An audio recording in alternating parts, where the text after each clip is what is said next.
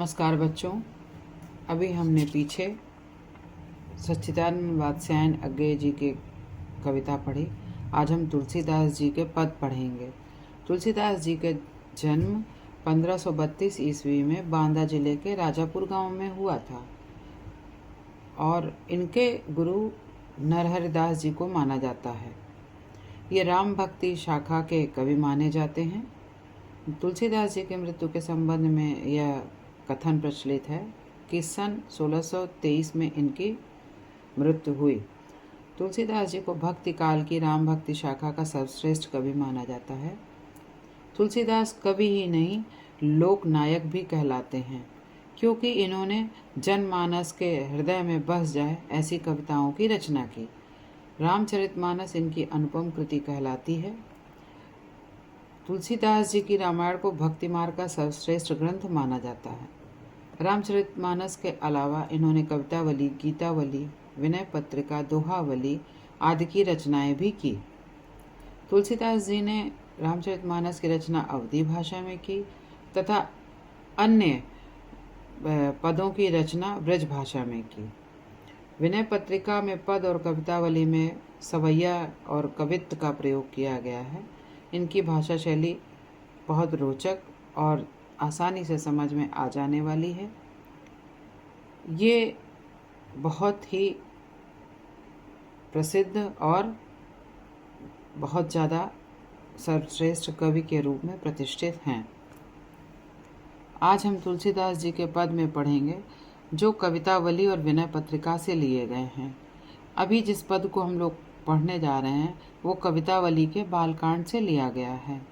दूल्हा श्री रघुनाथ बने दुल्ही सिय सुंदर माए मंदिर माही, गावत गीत सबय मिल सुंदर वेद जुआ जुर विप्र पढ़ाही, राम कुरूप निहारत जानकी कंकन के नक की परछाई, यातय सबय सुध भूल गई कर टेक रही पल टारत नहीं।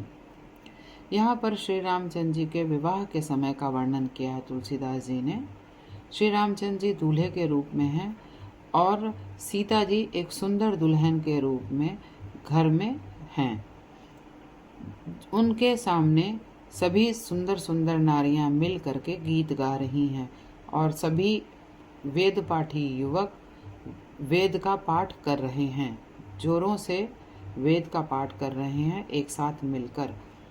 राम के रूप को निहारती हुई जानकी किस प्रकार निहारती हैं, चूँकि वो सामने से उनको देख नहीं रही हैं तो अपने कंगन के नग की परछाई में श्री राम जी के चंद्र जी के रूप को देख रही हैं और रामचंद्र जी के रूप को निहारते निहारते वो अपनी सुधि भूल गईं, वो कहाँ पर बैठी हुई हैं और अपने हाथ में जो कंगन है उसकी परछाई में श्री रामचंद्र जी को देखते हुए अपनी पलकों को भी हटा नहीं रही हैं, पलकें उनकी मुंद नहीं रही हैं।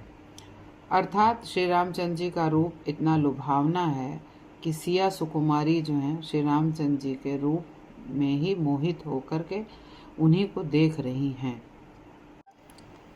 अब हम दूसरे पद पर आते हैं जिसमें प्रभु श्री राम जी के वनगमन का चित्रण है। ये कवितावली के अयोध्या कांड से लिया गया है। जिस प्रकार तोता अपने पंखों को गिरा देता है और जिस प्रकार पानी से काई हट जाती है और पानी एकदम साफ हो जाता है, उसी प्रकार राम प्रभु ने अपने आभूषण और अपने वस्त्रों को अपने शरीर से अलग कर दिया। क्योंकि वो वन जा रहे थे तो उन्होंने अपने आभूषण और अपने राजसी वस्त्रों को त्याग करके उन्होंने भगवा वस्त्र धारण किए।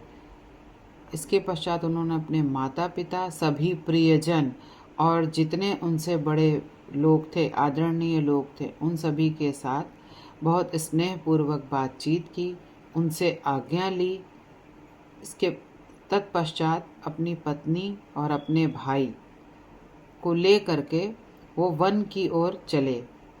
वन की ओर वो उसी प्रकार चले जिस तरह कोई अतिथि किसी घर में रात भर विश्राम करता है और दूसरे दिन उस घर से निकल के अपने गंतव्य की ओर जाता है। उसी प्रकार राम प्रभु ने भी घर को त्याग कर वन की ओर प्रस्थान किया। राजीव लोचन राम चले, राजीव, राजीव माने कमल, लोचन माने नेत्र। कमल के समान नेत्र वाले श्री रामचंद्र जी अपने पिता के राज्य को उसी तरह छोड़कर चले गए जिस तरह की कोई पथिक रास्ते में रुकता है, विश्राम करता है और फिर उस जगह से वो आगे बढ़ जाता है। उसी प्रकार राजा दशरथ के राजमहल को त्याग करके प्रभु श्री रामचंद्र जी वन की ओर प्रस्थान करने के लिए अपनी पत्नी और अपने भाई के साथ बढ़ गए। अब हम तीसरे पद की ओर बढ़ते हैं, जो कि तुलसीदास जी की विनय पत्रिका से लिया गया है। इसमें प्रभु श्री राम जी की से प्रार्थना करते हुए तुलसीदास जी कहते हैं, जाऊं कहाँ तज चरण तुम्हारे, काको नाम पतित पावन, जग के ही अति दीन पियारे। कौने देव बराई विरधित, हठ हठ अधम उधारे। खग मृग व्याध पशान विटप, जड़ जवन कवन सुर तारे। देव दनुज मुनि नाग मनुज, सब माया बेबस बिचारे। तिनके हाथ दास तुलसी, प्रभु कहा अपनौ पौ हारे। प्रभु आपके इन चरणों को छोड़ करके मैं अन्यत्र कहाँ जाऊं, और कौन इस जग में पतित पावन के नाम से प्रसिद्ध है, और कौन ऐसा है जो दीनों पर अपनी कृपा दृष्टि रखता है, जो दीनों से बहुत स्नेह रखता है।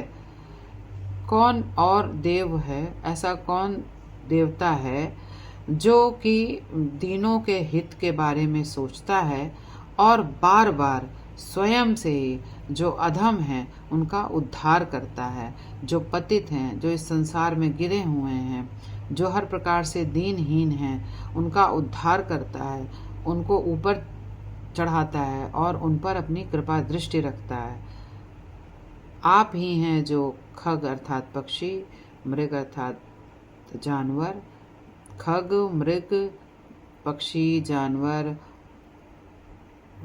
शेर, पत्थर, पेड़, जड़, इन सब को और कौन तार सकता है, इन सब की और सुगति कौन कर सकता है। आपके सिवा इन सबको कोई तार नहीं सकता, इन सब का उद्धार कोई नहीं कर सकता। देवता, धनुज, दानव, मुनि, नाग, मनुष्य, ये सब माया के पास में फंस करके विवश हैं। ये इस सब इसी संसार में माया रूपी नागपाश में फंसे हुए हैं और संसार में विचरण कर रहे हैं। तुलसीदास जी कहते हैं कि केवल वही व्यक्ति इस संसार सागर से, इस भव सागर से तर सकता है जिसका हाथ प्रभु श्री राम के हाथ में है, और जो प्रभु श्री राम की शरण में आ गया है, अपने को जिसने प्रभु श्री राम की शरण में शरणागत कर दिया है, सिर्फ वही इस संसार सागर से पार उतर सकता है। अतः कहाँ और हम जा सकते हैं आपके इन श्री चरणों को त्याग कर। हमारा उद्धार आपके चरणों में ही है। हे प्रभु, हमारा उद्धार कीजिए, हमें इस संसार सागर से पार उतारिए। बच्चों, अभी आपने तुलसीदास जी के 3 पद पढ़े। इन तीनों पद में 3 अवस्थाओं का चित्रण है।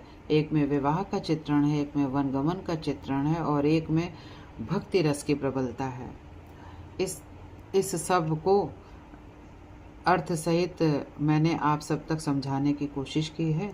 यदि आपकी समझ में कहीं कुछ नहीं आ रहा है तो आप कमेंट करके इस सब के बारे में पूछ सकते हैं, और यदि आपको पढ़ाने का तरीका अच्छा लगा हो, समझ में आया हो, तो कृपया लाइक और सब्सक्राइब ज़रूर करें।